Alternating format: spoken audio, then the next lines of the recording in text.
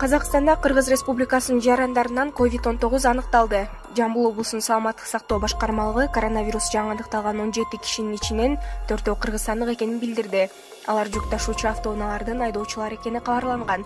Бардыгы инфекциялык стационарга жайгаштырылды. Учурда Кыргызстандын расмий органдары бул маалымат боюнча комментарий бере элек. Булак чындык KG. Ноокат аймактык ооруканасында кечээ 4-апрелде коронавирус аныкталган 80 жаштагы бейтап каза болду. Бул тууралуу Саламаттыкты сактоо министрлигинин басма сөз кызматы билдирди. Министрликтин маалыматы боюнча маркум чет өлкөдөн келгенден кийин обсервацияга жаткырылган. Бейтап ооруканага түшкөндөн бери адистер тарабынан көзөмөлдөнүп тиешелүү дарылоо иштери жүргүзүлдү.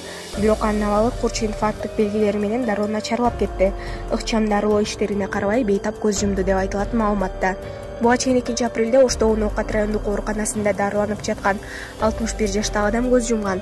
Ал чет өлкөдөн келип стационардык обсервацияда дарыланып жаткан.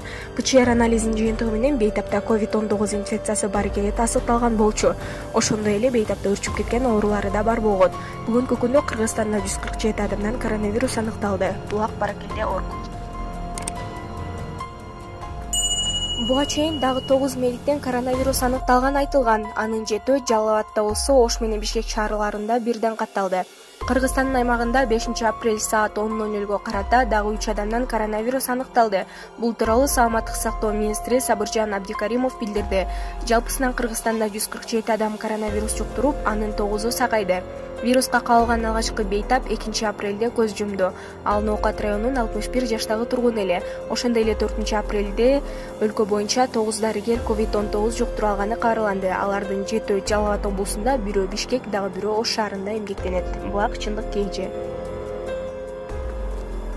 Ноокат районунда милиция кызматкери обсервацияга жаткырылды. Бул тууралуу кабар агенттигине Саламаттык сактоо министрлигинин басма сөз кызматынан кабарлашты. Маалыматка ылайык, алдын алган экспресс-тест оору бар экендигин көрсөткөн. Эми ПЧР анализдин жыйынтыгын күтүп жатабыз. Контакттык экспресс-тесттер терс жыйынтык көрсөттү деп билдиришти ведомстводон. Кыргызстанда бүгүн 5-апрелде коронавирус жуктурулган жаңы 3 учур катталып, жалпы ооругандардын саны 147 кишиге жетти. 9 адам айыгып ооруканадан чыгарылды. Ал эми илдетти жуктуруп алган 1 адам каза болду. Булак чындык KG. Спортко коюлган акчалар